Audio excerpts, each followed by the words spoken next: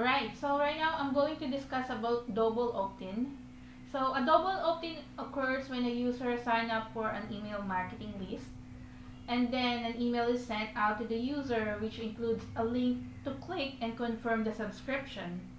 And only after the confirmation clicks is completed, the user or you, the user will be officially be added to the email marketing list. So example, in the EU or in the Europe, there is a what you call the GDPR, which is a protocol that you need to be like you have to be in terms and condition to their system, and if you did not meet to the GDPR, you will be considered a spam. So that is why we have the double opt-in. Okay, by using double opt-in confirmation method, the chance of spam addresses in the deployment list will be greatly reduced. This means that the bot that sign ups for your newsletter won't make into the list, helping you avoid any spam traps and protecting your sender's reputation. So that's how you use the double opt-in. So in Ontraport, there are two types of double opt-in, which is the optional double opt-in and the required double opt-in. So if you create a new form, let me just create a one here so I can show you, maybe anything here.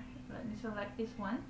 This is an Ontraport templates that you can use for your email marketing. Then you just have to edit it. So on the form settings, you will be asked if you want to have a double opt-in required or double opt-in optional.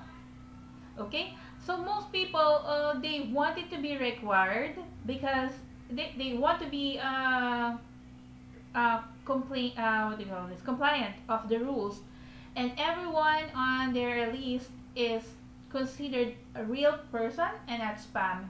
Okay, but there are also people that wanted to send the email to the contact if they just register to like an event, and for sure they will register because they are interested.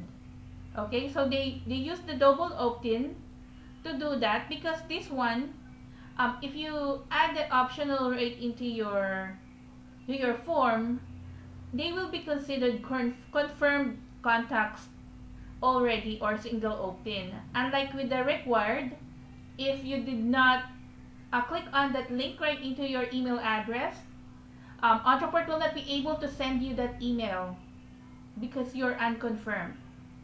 Okay, so with the optional, you will be able to send the marketing for that particular event which your potential client is interested to attend. So that's how you use the double opt-in, and I hope you enjoyed that one. Okay, thanks.